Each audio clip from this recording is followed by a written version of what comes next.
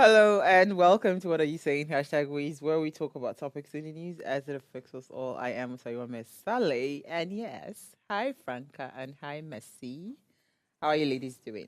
We're fine. Franca wasn't here yesterday. Yeah. Hope you enjoyed your week break. Did you watch The Teenagers? Oh yeah. They were in fact, they were very excited. I wish I was here for the pizza part. Yeah, sorry. It's only for the teenagers. But you That's ate not out of fair. it, too. That's not I fair. forgot That's you're, because I was here Monday to Friday I doing the forgot you're a work. teenager. Well, Yeah, I am actually 18, in case you didn't know. Yeah. Now you know. Stated. How are you? How's the week been for you? Not bad. Thank God I didn't get to engage in the full wahala. So I was on the mainland practically all through. This way. I'm thinking of how I'm going to buy fuel tomorrow because I think I'm due to to get fuel. I don't envy you. It is way, it is way, it is way. I'm I going to don't. pack my load as usual and move. Move. To bathe. Mercy, how are you? I'm very well. How was Thank you. commuting today? A lot better? Yeah, it was a lot better.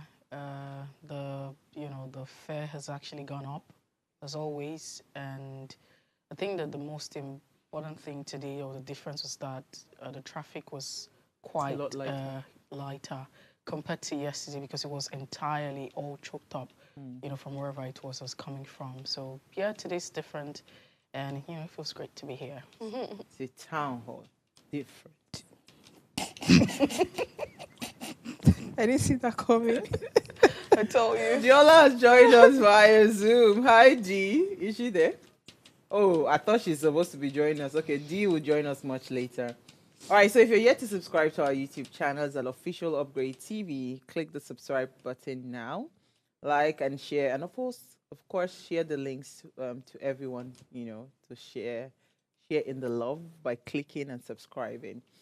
Okay, so tonight is our ladies' night out, and we will discuss our president's love for luxury amidst biting hardship. That's the conversation. And here's what we found as today's quote: bad leaders believe their team work for them.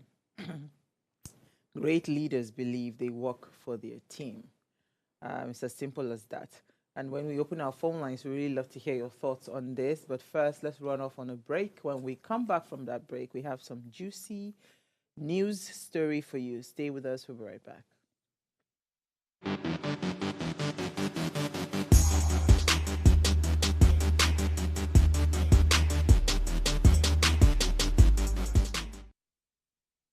Thanks for staying with us. Now, International Day of Medical Transporters is celebrated annually on August 20th to recognize the crucial role of medical transporters, including ambulance drivers and medical vehicle drivers. These dedicated individuals play a vital part in the healthcare system by safely and efficiently transporting patients to and from medical facilities. This day is important because of the importance of the life-saving role, unsung heroes, and public awareness of the medical transporters. The day is celebrated by thanking a medical transporter, educating yourself about the role of the medical transporters in the healthcare system, and sharing awareness about medical transporters. Hey, do you know I just realized something? Today is my sister's birthday. And I completely forgot. You're terrible with dates. I'm horrible. I'm horrible. In case you are watching Ruth, happy birthday. I'll call you immediately after the show. I just forgot. As I saw August 20th, I said, chai. But hey, medical transporters, do you know anyone? I don't know anyone, but I think that today we're lending our voice to this issue. And I think that, first off, especially in Nigeria, the attitude towards medical transport is really wrong. And I'm hoping that if you can hear us and if you can hear me now, we can do better. Because most times in Lagos, you find out that these persons are commuting their patients. It's an emergency, and there's no regard for, some of them. You still find them in traffic. And even when the, what's it called again? The ambulance alarm is actually on, and people don't respect all of that. So I understand that, yeah, Lagos is actually a congested city, but when you find these transporters on the road wherever it is that you find them, always, give way to traffic for them to go through. Of course, of course. I remember a company reaching out to me a few years ago about setting up a medical ambulance like services. That would have really transformed. When I saw their business plan, it was so fantastic. I don't know, for some reason they kind of like chickened out because it was a French company that wanted to bring the services to Nigeria, right? It would have made a lot of sense. The goal was to have like the Uber of ambulances where you can pick and just, emergencies from accidents, different places you can just have. But hey, I'm hoping people will still do that because it is very needed. There was one time the Dr. Ola Brown, when she did the airlifting services for medical, but that wasn't sustainable because how many people could afford it, right? Those kind of things require heavy funding for you to be able to sustain such businesses because. And then I also think that they would also have to grapple with the issue of navigating their way around a mega city like Lagos. And right? so that was the whole essence for that airlifting, right? Okay.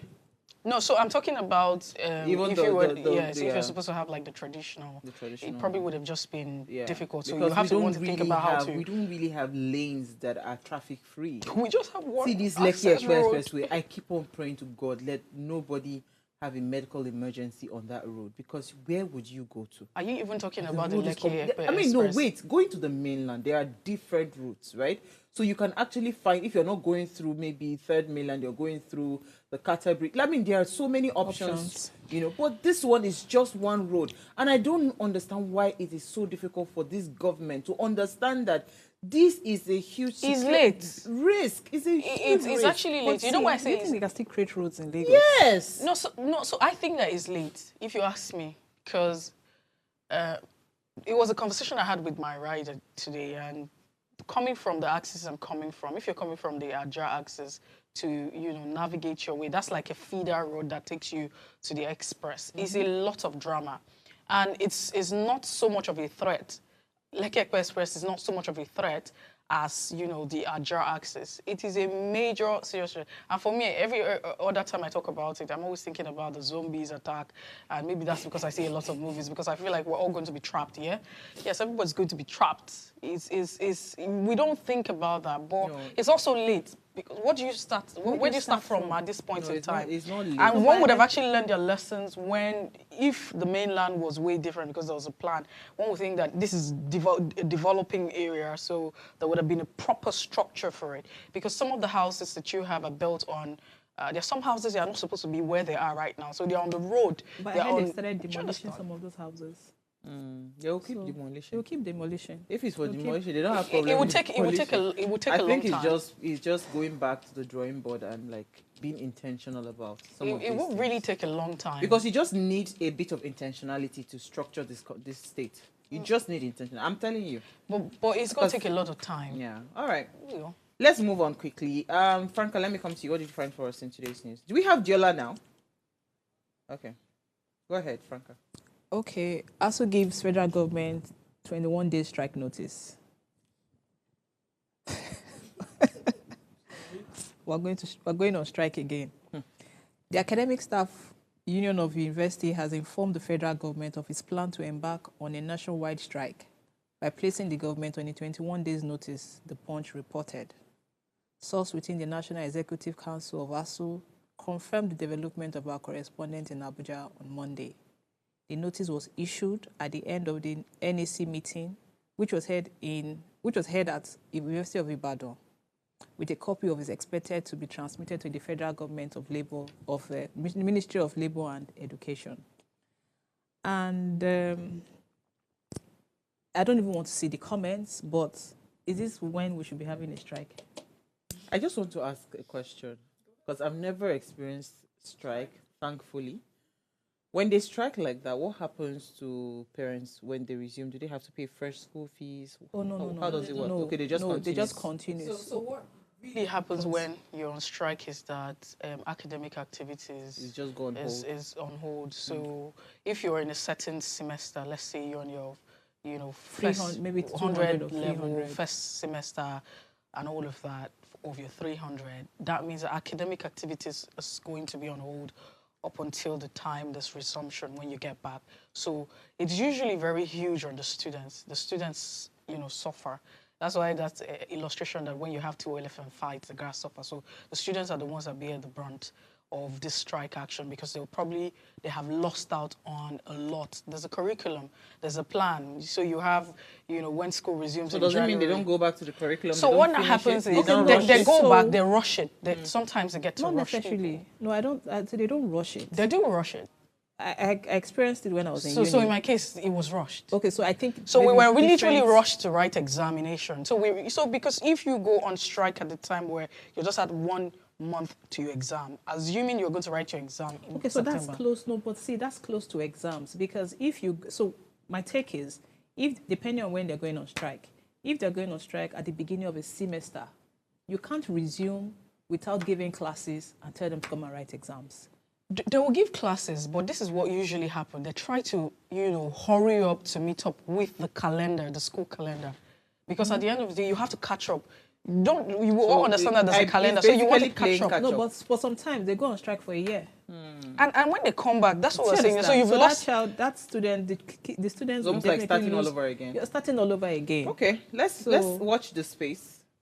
It's just... Messi, your story. Well, my story,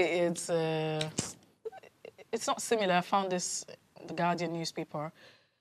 It says that the Nigerian Labour Congress, that's the NLC, has threatened to shut down the economy if its president, Joe Ajaero, is arrested. And Joe Ajaero was invited by the Nigerian police force over issues linked to terrorism, financing. That yesterday, I remember seeing the story yesterday, and he was expected to be the guest of the Nigerian police force today, this Tuesday.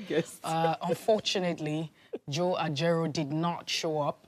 This is his stance. Of course, the National Executive Council, neck of the Congress, said that yesterday, and the NLC have resolved to write to the police for an extension of time to enable them consult with lawyers and what have you before, he is actually there. But it's also been reported that he didn't show up. There are lots of speculations and thoughts and theories that are going on right there. Some people are saying this is a witch hunt.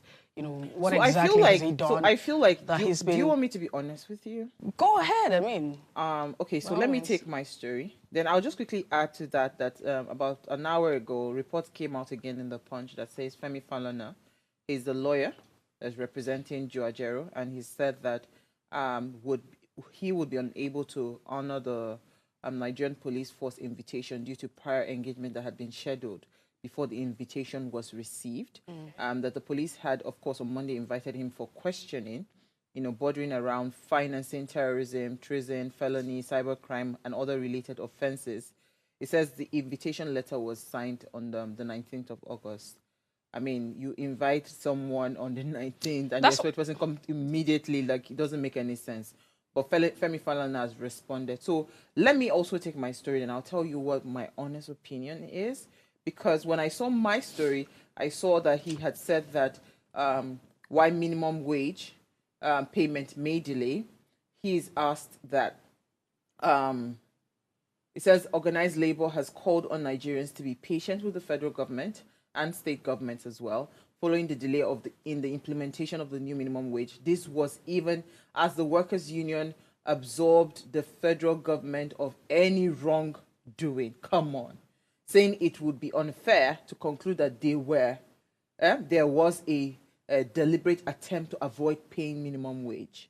And so, when I saw this, and I saw that there was an invitation, it's now coming to me like, are you sure this is not just one big distraction, right? Almost like, let's just continue to keep them busy. Because for some strange reason, I've just gotten to that point where it is almost impossible to believe anything that I see anymore, right? Because there's nothing right now that tells me that there are honest intentions with certain things. So this might just be a distraction as far as I'm concerned, including his arrest, because all of a sudden, from where to where?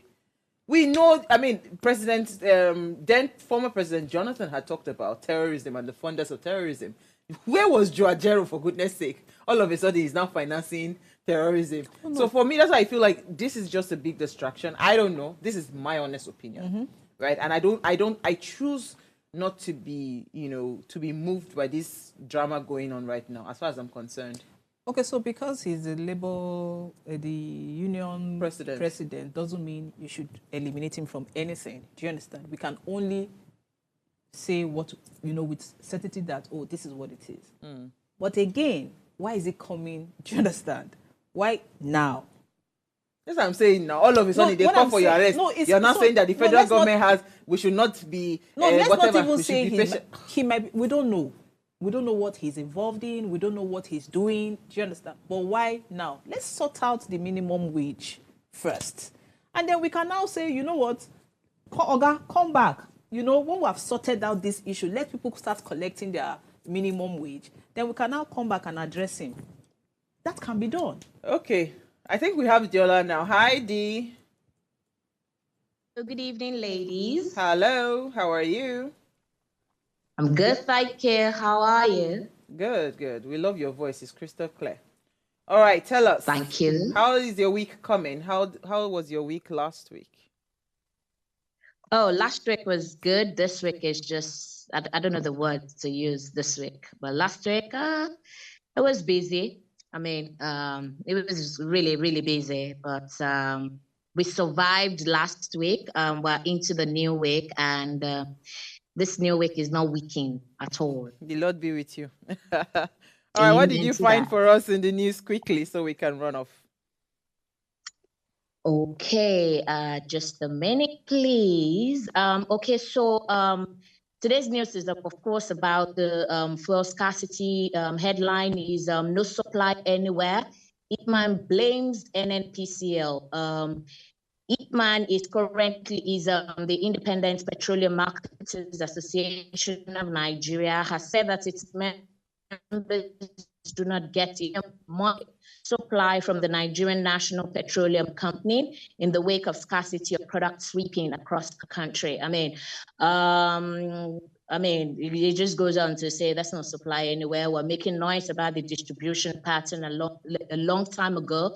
We had a type of arrangement before now where we used to enjoy 70 to 70 ratio 30 supply based on our strength. If you go to areas like villages and blah, blah, blah. But now we can't even talk of Ipman when it comes to supply. We're not even being considered when it comes to supply. I mean, it just goes on. And for me, this is just, it's like the same news. Every day you just wake up to something so, I don't know if the word is interesting, but it's just something so when you just feel like you've heard it all, you hear something new in this country called Nigeria. It's I don't know what to say to this. It's obviously the problem is so much bigger than just scarcity, and it's so sad that we have been dealing with fuel scarcity as an issue, as a national issue for so long. It almost feels like there is a systematic honestly, it's just sad. It just feels like it's quite intentional to just keep this as a problem. Thank you so much. Absolutely, thank you. The reason I'm laughing is not this country. I think there's a deliberate attempt to increase the blood pressure of a lot of people in this country. So you have to be intentional about managing your expectations when it comes to Nigeria. But hey, let's take a break, right? When we come back from that break, let's discuss another high BP matter. Stay with us. We'll be right back.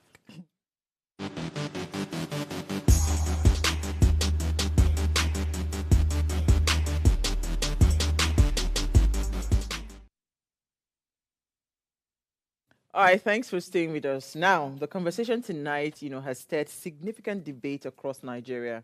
President Bola Ahmed Tinubu's tenure has seen not just political shifts, but also a personal display of luxury that has caught the public's eye. In recent months, President Tinubu has reportedly acquired several luxury items, including a private jet, high-end vehicles, and a lavish yacht. The president's jet, Bombardier Global 6000, is estimated to cost around $60 million. His fleet of cars include models like Rolls-Royce, Cullinan, I don't even know how to pronounce them, Price that approximately, I think it's a Cadillac that we just saw recently, the recent one. Price at approximately $350,000. The Mercedes Maybach S-Class, which cost about $200,000. Additionally, the yacht, a custom-built luxury vessel, is valued at $30 million. These acquisitions come at a time where Nigeria is grappling with severe economic challenges. Now, the country faces rising cost of living, with the food prices soaring, and of course the biting fuel crisis that is just hitting us hard as a nation. So there have been also disturbing reports of kidnapping. The recent one was with the medical students, highlighting the ongoing security concerns. Now, the timing of these lavish purchases has led many Nigerians to view them as a stark contrast to the struggles faced by ordinary citizens. Tonight, we'll explore the public's reaction to these luxurious expenditures and examine their implications and discuss the broader context of the current Nigeria's economic situation. So, to this long intro, what are your thoughts? Should I start with you, Mercy? No. Why? I want to breathe. You want to breathe. Let the poor breathe. Diola, let me come to you. Let me come to you because you were the one that brought up. You were the one that brought off forest crisis. So, in fact, these days, when producer calls to say, "Oh, what are we talking about today?" Me say they crack my brain. I don't even know where to start from. I've never seen the show of insensitivity, and I'll repeat this. I've said it before, and I'll say it again. I remember so clearly when the president's wife, Mrs. Remi Tinubu, said that Her Excellency, Mrs. Remi Tinubu, said that her husband is such a wealthy man. He does not need anything from Nigeria. He's here to serve. He's not here to, and all of that. For some reason, a lot of people actually had comfort in that, that pronouncement that she made, right? Saying that, oh, the guy, everybody knows Bodulon. Everybody knows that, it's bullion vans that they used to move money and all of that. Then all of a sudden, you come into power, and for every important thing that is required to have certain level of attention and urgency, we don't see that happening. There was a seized aircraft. They don't release one. You understand? Like, with every single thing that has to do with luxury, lavishing, and all of that, you see very swift bill passages and all of that. Currently, the president is in France. A lot of people have questioned why exactly is he in France when there's a biting economic situation disturbing everybody, right? So let me hear your thoughts, D, right? This president's love for luxury and the biting hardship, how do you how do you assess the entire situation? So I think I like what you said about the insensitivity, of this current administration. And I think that's the crux of the matter. The fact that while I may not be able to speak as to the nitty-gritty of what truly goes on in government, I know that government is all about the people, and there is a reason, you're supposed to make life easier for your citizenry. And if we have a continuous outcry like this, it's almost as if everything is going from bad to worse. And then in the wake of all this suffering, you somehow do not have the skill, or you are somehow not compassionate enough or considerate enough to even manage, the things that filters to the public in terms of your expenses. I think it's just very sad and I call it very callous, because you see, if we cannot literally tell the government to stop spending, right? And we may not necessarily be able to say that, okay, this is where we want you to put money, which ordinarily, I mean, a sensible government should know that this is where they should put money, you know, interventions such as this to make this work so that, you know, things can just be a little bit easier for the people in the country. But however, if you now even have to spend this kind of money just for the sake of, you know, making the president of the country, you know, comfortable, or you feel that these are his entitlements as a president, I really do not think that this is something you even want to flaunt or to even let the average citizenry know. Because, I mean, naturally, people would just feel like, you know what? This people or this man here, because the buck stops at his table. This man has no iota of empathy for us. And I know that I mean, Messi always talks about, you know, empathy and how much, you know, it can go to just temper, you know, people's emotions, especially now. You know, there's so much anger, there's so much suffering in the land. You know, incidentally, before I came on this program tonight, I was listening to the radio, and Gabon's interim president, he said something. He said he has limited members of his government officials to, number one, a maximum of 1 week of holiday leave, and then restrictions on holidaying abroad. I mean, people want to see that you are actually taking measures. You understand? You're being frugal. If you say we should be frugal, then you have to be frugal. If it means that you need to sell assets, if it means, well, not assets, they're not assets really, they're just luxuries. I mean, yachts and all these All presidential. liabilities. How many jets can you fly? It's just luxury. I mean, if you have to auction these things, if you have to do away with them, if you have to do whatever it takes to let the people know that, listen, we are on this frugality table together. But no, what you have done is you have said, listen, Nigerian people, you are on one side, I am on another side, and the laws that apply to you do not apply to me. I think that's the problem. You know, thank you so much for that really nice, you know, summation. I don't know how else to say this, you know, honestly. I've said this thing several times, but you know, we can't stop saying it. We can't be tired, right? It is the show of insensitivity that just really breaks my heart. Like, people are literally suffering. It is every day. You open your WhatsApp, every day somebody's sending you a message. You go on your DMs on social media, somebody is sending you a message, oh, I need to feed, I need this, I need that, right? Now, we don't have electricity, even to get the fuel, to even power, like generators and all of that is just a big problem. And we are now seeing so much display. It's like bracing to your face. I've never really been this, you know, this disappointed in any government. Because you would think that for a government that is experiencing so much economic hardship, it would show in how much, I mean, where the direction of your money. They say put your money where your mouth is, right? You understand the hardship. You understand that we have to tighten our belts. Then you as a government, you are the one now intentionally like slapping, like, are you agitating people to actually go out and now start to fight or start to destroy things for you to understand that there's hardship? Are you waiting for that to happen?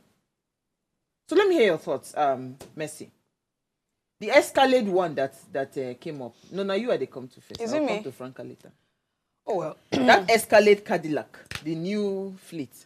So, when they talk, say, we need to grow the Nigerian economy, we need to grow the Nigerian economy, and you keep on, this is not the Escalade. When I look for the Escalade picture, this is not it. This one is, no, you people have not found the picture. I will send you people the picture. But let me hear your thoughts. So to be, I mean, I love how Diola came, you know, with the analysis right there, and it's spot on, if you ask me. But I like to state that, you know, the issue of luxury spending by Nigerian leaders, our leaders, whether at the state or the federal level or at all levels, it has been a recurring theme. So it's not the very first time you have a president like Bola Ahmed Tinubu, you know, being luxurious and enjoying, and every member of his cabinet just having that flamboyant lifestyle. It has always been, you know, a thing. So let me cite some example. Now, if you remember during the President Goodluck Jonathan's tenure, Nigeria's presidential fleet was one of Africa's largest. It included 10 aircraft. And the government, you know, was reported to have spent $45 million on a new Gulfstream G55. I mean, if you know all these gadgets, then you understand that it's on another level. All right, and that was, you know, around that time, with an annual maintenance cost of, for the entire fleet estimated at 9.08 billion. That's around 57 million at the time. $57 million. Okay, so let me not just say million. So that let me just say 57. So you think we're talking in naira? We're talking about dollars now. So you do the statistics, do your conversion, and these expenses, you know. At that time as well, you know, Nigerians kept on crying, just as we're still crying and complaining, oh, you're insensitive. So my point here is, I'm not trying to hold brief for the president or their action. I'm only trying to state the fact that this has always been the case. Now, fast forward to the period when we had President Buhari, right? President Buhari's presidential air fleet maintenance at the time cost over $8 billion. That was around $20 million annually. Spending alongside allocation for renovations. I mean, time will not allow us to go into all of the details. And Nigerians continued, and that's just shortly not too long ago, right? So fast forward, and then we want to talk about what happened in 1999. President Olusegun Obasanjo was also not left out of it. And that's why yesterday you could see that Marianne was on that part, like saying, why are you saying that, you know, the leaders are clueless and they're selfish and self-centered, because you didn't act differently. So my point here is, this has always been the case with our leaders. And at the time, so I'm not going to leave out that of the former president, Olusegun Obasanjo.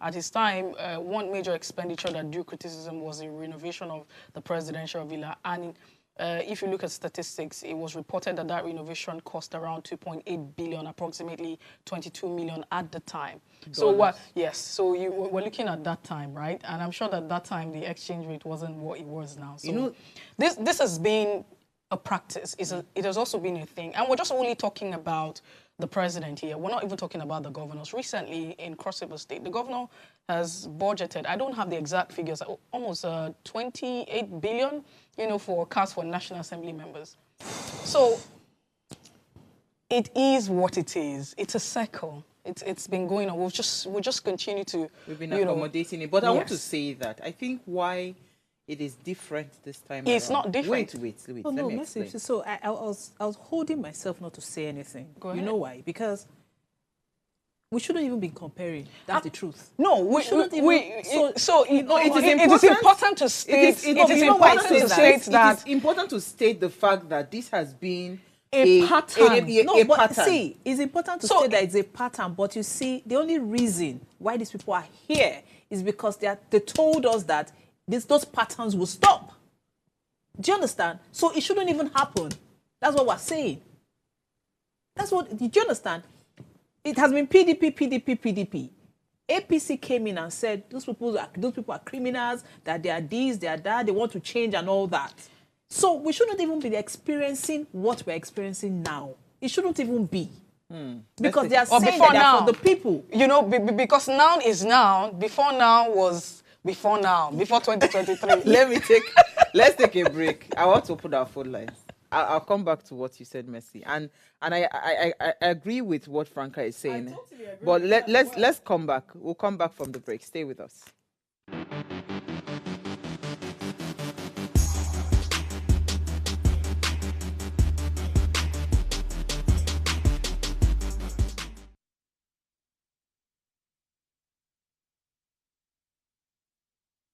All right, thanks for staying with us. Now, if you just tuned in, we're having a conversation around the president's luxury, his love for luxury, and of course, the biting hardship. Let's hear what you have to say. Remember, you can join the conversation. Send us an SMS or WhatsApp to 081-803-4663. You can also call us. The numbers to call is 070-2500-7749 or 071-4242. 2420. So yesterday I made an announcement about the WhatsApp line. Don't call it as a regular call, like call a WhatsApp call. So you can also send a WhatsApp call, call us on via WhatsApp on the WhatsApp line. All right, so I was just going to say that, Messi, I honestly 100% agree with the fact that it's important for us to go beyond what we are seeing now and kind of like understand what the pattern has been. Because the only way we can solve the problem is if we understand that this has been a pattern. I've said this thing several times, that when I hear people in the government say that buy Nigeria to patronize Nigeria, you guys are playing lip service. Because if you say you want to buy Nigeria to patronize Nigeria, it's quite simple. It's quite simple. I mean, Nigerians have been doing an amazing job in terms of fashion, in terms of so many things, right? So if you want to start by that buy Nigeria, grow Nigeria, it means that you should not be caught dead, right? First of all, wearing any what's it called, any apparel that is not made by a Nigerian, that is not a Nigerian brand. That is how you start it. It is setting the precedence, right? Secondly, the kind of cars that you should drive as a leader should tell that, yes, you're really interested in growing the economy. But you go about spending a lot of money on brands that, even the international people that own those brands, they don't particularly patronize their own, right? So I get where you're coming from.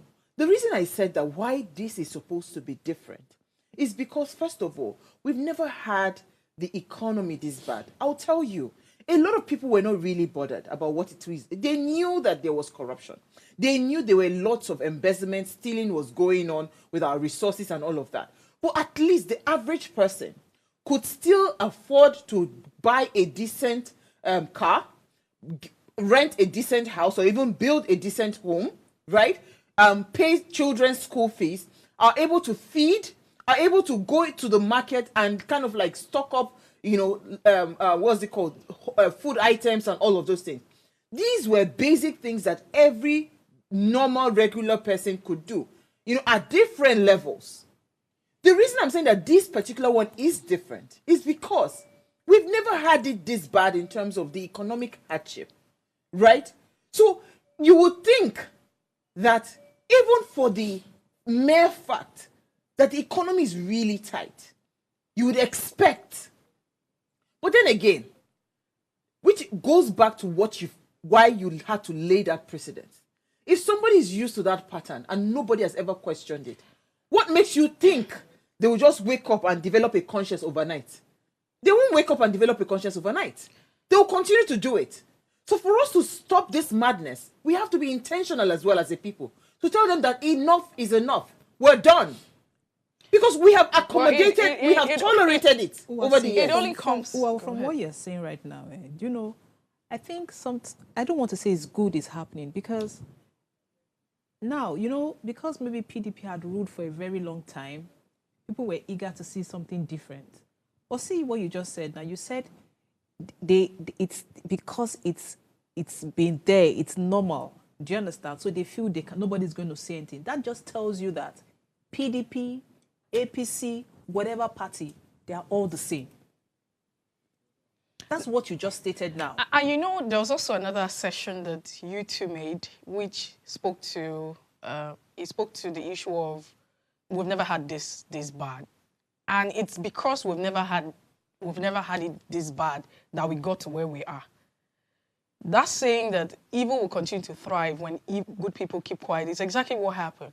Because we felt like, okay, it's not bad. So we have been enduring, managing. We didn't do anything as a people. We always feel helpless.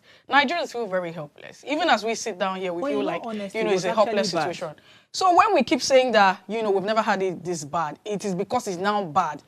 Because that's what you allow, what you tolerate. It becomes now small handshake. Now they take turn wrestling. Not so they talk. No, but guess what? It was even bad. That's why people wanted change. People wanted change because it was bad.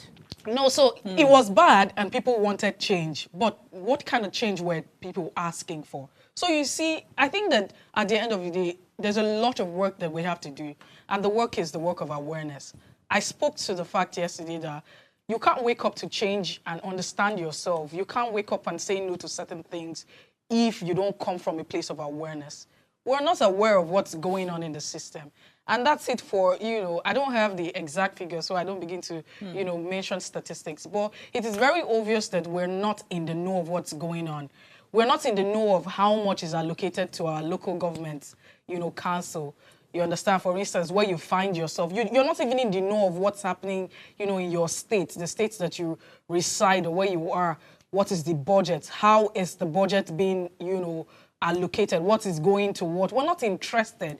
And if you don't come to that level of awareness, how do you now know? How do you wait? Let me come back to Diola. How do you want to come to the level of awareness when there is an intentionality to make ignorance, a staple in the country? And I understand that, there's that intentionality to weaponize ignorance, poverty, and what have you, but it's not at gunpoint, is it? Diola, let me come to you. Okay. Okay, but I think we have a caller. Good evening, Roselyn. You're live. Hello? Hello? Can you hear me? Go ahead, you're live. Yeah, me here, go. We have a caller. Hello, you're live. Hello? Oh, okay. Let's take a Diola. Go ahead. Yeah. So I think what Mercy said is just spot on. I mean, nobody was held at gunpoint. We have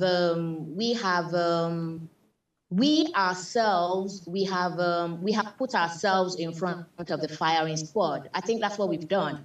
We've turned a blind eye. We've said, well, as long as me and my family, we've individualized everything that's happening in Nigeria.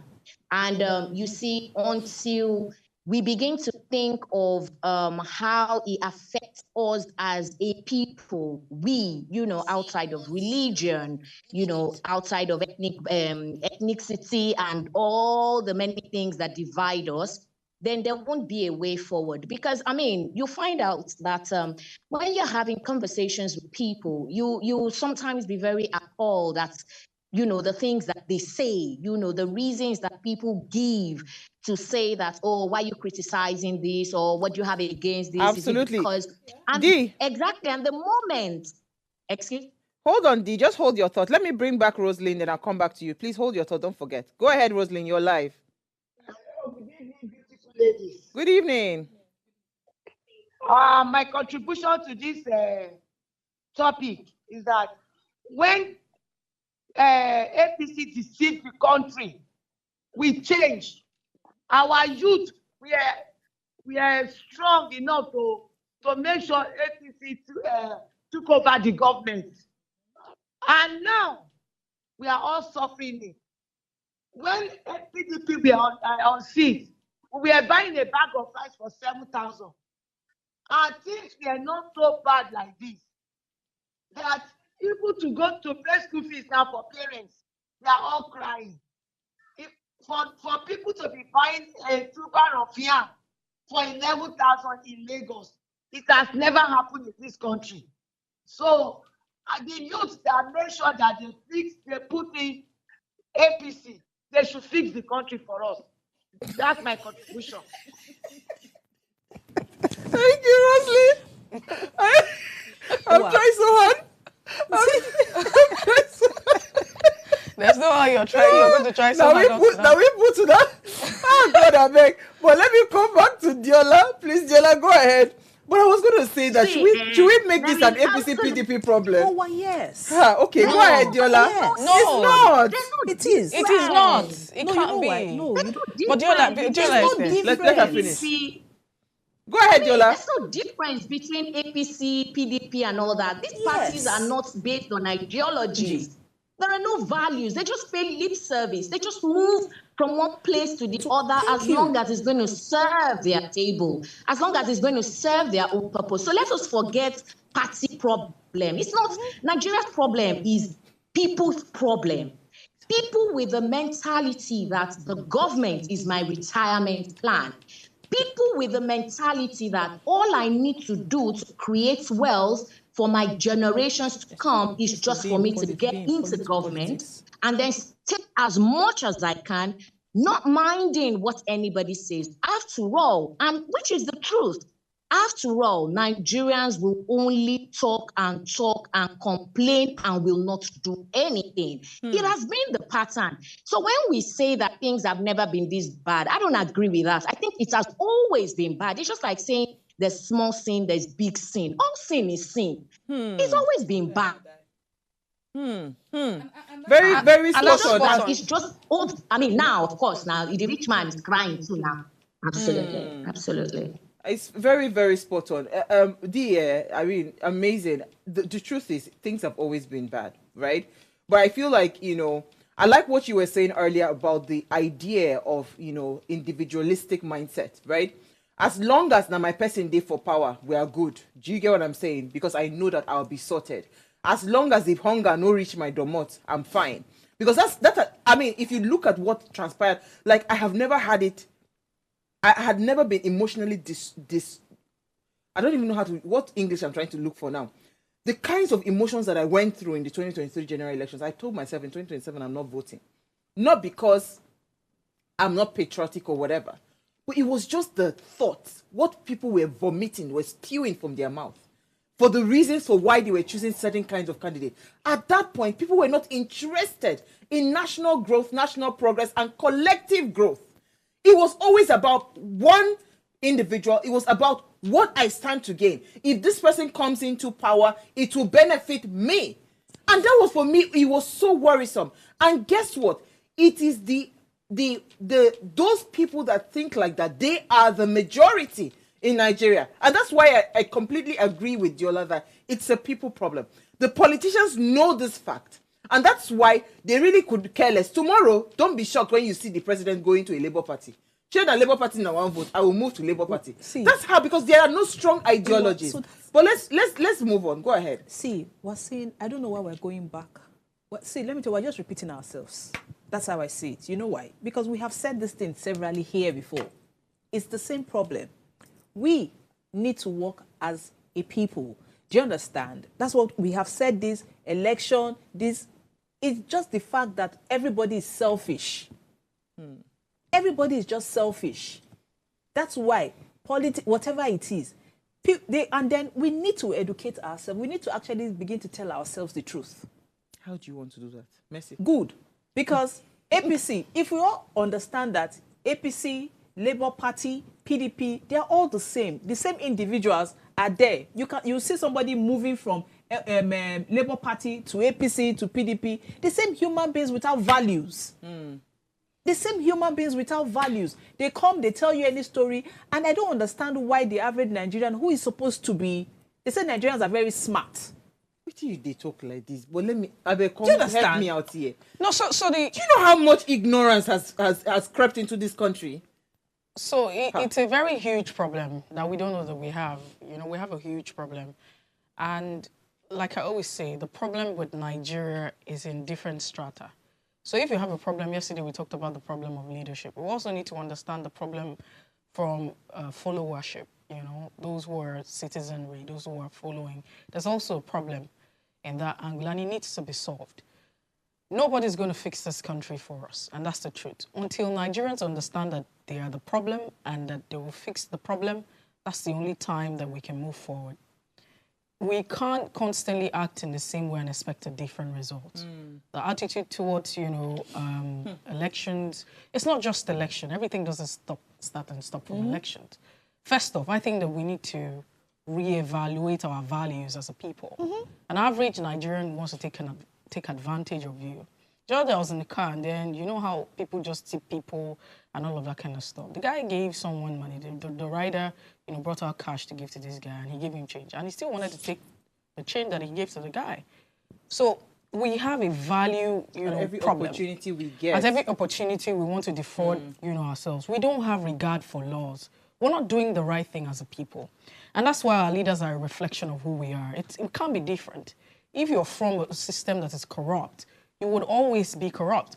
Eventually, because, I mean, all of these leaders, the governors that you see today, the House of Assembly members that you see today, the senators, they were just ordinary people like all of us. They sat on different tables and some of them were lecturers. They are in different ministries. And that's why I say that if we all do the right thing in our different sphere, imagine it starts from as little as obeying the traffic light. It starts from as little as knowing that you don't need to loiter the streets and, behave in a civil manner. So the issues are encompassing. Now to get to the point where you know that you have to be involved, where you understand that we're talking about collective interest. We're not talking about, personal interest. And that common sense to itself should even let you know that if you're going to be negotiating with someone that is going to offer you that you see once in a while, for instance, if you have a family member that you see once in 4 years, do you still count that person as a family member? I don't think so. I will remove you and delete you from my... So if you have a family, if you have a father that shows up or an uncle that shows up, let's even say you have a father that shows up once after 4 years and then comes in to give you a bag of, chocolate and sweet and that's it. And before you see the person, that's exactly what it is. Can you negotiate better for once? And so, because for every time we see people shortchange, others, there a crop of us. It's not everybody, because it's not all Nigerians are on that same table. But, for instance, I'll share a quick one before you come in here. There was a time where, during the last election, there's an eyewitness report where a chairman went to a certain local government. And with this whole tribal card that was being played, so the Igbos were somewhere, they had to somehow organize with the umpire, those who were organizing the election, to allow a certain tribe to vote, and this certain tribe voted. And then the people, the chairman in that council stood and noticed that these people were from different tribes or a different tribe, and they said, they're too much here, right? You know what? They spoke to the thugs and the people around to go cause confusion and scatter them up. That's the chairman of a council, and he said that, right? And they went there, and the cost, big sin. We saw all of that now, but your court... And so my point but is... your court... So there's a lot. What's the hope? I want us to move on. See I want us to move. What I'm even trying to say is, we know certain things. That's why I said we should begin to work on that. Uwasi, in all honesty, it starts from me, you, social media, values, expectations, the things that we regard. We have started accepting anything. Sure. Yes, we have started accepting anything, and these things affect our lifestyle. Your lifestyle now determines how much you need to run your lifestyle. It's only that. So let me even talk about this luxury. Do you understand? In fairness, so it comes to luxury. No. In fairness, exactly. When you are unable to pay school fees for your children, would it be that time you'll be thinking of buying private jet, or you'll be thinking of buying Cadillac? Do you get what I'm saying? Because that's what is happening in the country. Your children are unable to go to school. ASU is threatening for a strike because why? They said they are not able to, the lecturers are still having issues around debate on their finances, their monies and all of that. You have a lot of out-of-school children. You have a lot of hungry people. You have a lot of homeless people, right? And you are supposed to be the CEO of the nation. You're supposed to be the person C of the nation. And that is the time you're thinking. So even if perhaps, they said, okay, this thing is a gift. That kind of gift, I'll tell you that gift converted to money. I have work that money can but go it doesn't into work like capital that. project. But that's my point. Well, because you see, so we have the so people, much. We have asking, so no. the so-called celebrities. No, let me tell you something. We have to flip that coin. Is it that Now, you know how I know it starts with all of us. Let us start to say, okay, you know what? If you carry your Louis Vuitton, consign me. If you carry your Gucci, consign anybody. When we start to descend them, you understand? They will not wait because that's we need to what we've been saying. That's what I've been saying. I said it starts from so that's why we're saying that values. That's if you saw holistically, I said generally that we're the problem. And until we understand that we're the problem and we're ready to solve the problem, because and we're ready your to lifestyle, fix it, because they say will not solve. Even the people who go and collect this money, who want to get into politics, has to do with lifestyle. It's a lifestyle. It's lifestyle. They're trying to show off. They're trying to show off. And if there's nobody to show off to, they will stop showing off. Exactly. Let me take comments. Diola, let's take some comments and Mercy. All right. So okay. So this one is just how does this presidential jet even improve the quality of life of the poorest of the poor in Nigeria, please? These are the sorts of decisions that triggered the protest in the first place, and now it's here. It's checkmate on the protesters. We just need a new constitution if we're really serious about progress. The people that are reluctant for a new constitution are benefiting from this faulty one. This is from Charles from in Kaduna. Thank you, Charles. Go ahead. All right, this one says, good evening, my dear beautiful sisters of What Are You Saying? #ways. President Tinubu's law for luxury amidst biting hardship. My dear beautiful sisters in the studio, God bless you all for the wisdom to handle this topic. Let me be honest and sincere with you. This government are in power to feed fat and enjoy themselves and don't care about anyone around them. They don't care whether we're living or dying. The insensitivity of this government is terrible and bad. And how can someone who claims to be our first lady be lying that her husband is wealthy and not interested in the wealth of Nigeria as a country? That is a lie from the pit of hell, he said. He said they're passing a vote of confidence in him because they are benefiting from this government. This is the height of insensitivity and selfishness and nothing more. As far as I'm concerned, I do not have a president, or you can say that. How can I, Daniel Eloho, be proud of having such a person as president? You say that you're not interested in our money, yet you're busy buying SUVs and presidential private jets. Who are you deceiving? There will be no Nigeria having these people as our leaders, trust me. That is the plain and gospel truths. Thank you so much, Daniel. Yes. All right, so I think we've run out of time, unfortunately. I just want to plead with our leaders. I don't know how to explain this. This is actually, you're riling up some kind of emotions that I don't think, if people get to that point, I don't think you'll be ready for it. Even your canisters, your tear gases, your guns and shooting will not be able to stop it. Please, let's be very careful. Said President Tinubu love and Hardship. Said President Tinubu is like a spoil. No, not be me go read this one. That be me go read. That be me they go carry go DSS. I think you get mine. I think you get mine. I mean, my mama and my papa still love me. but that's actually not what it is. It's in English. That's comparison. So okay, it's like a spoiled brat. It's like a spoiled brat. It didn't say right. it's a spoiled You're brat. absolutely it's just right. When leaders exploit, when leaders exploit its people, it undermines trust, morale, and the potential for progress. Such exploitation can create deep divisions, perpetuate inequality, and hinder the development of the nation as a whole. For a country to move forward, leadership should be focused on empowering and uplifting its citizens and fostering the environment, an environment of fairness, and ensuring the resources and opportunities are accessible to all. Sustainable progress comes from inclusive leadership that prioritizes the well-being and growth of everyone rather than just a few in Nigeria.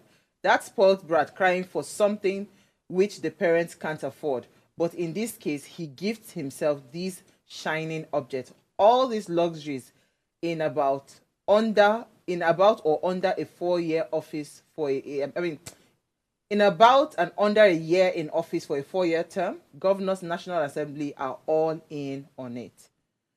I don't know who your name is, but you're the one that called the president a spoiled brat. We'll see you guys tomorrow.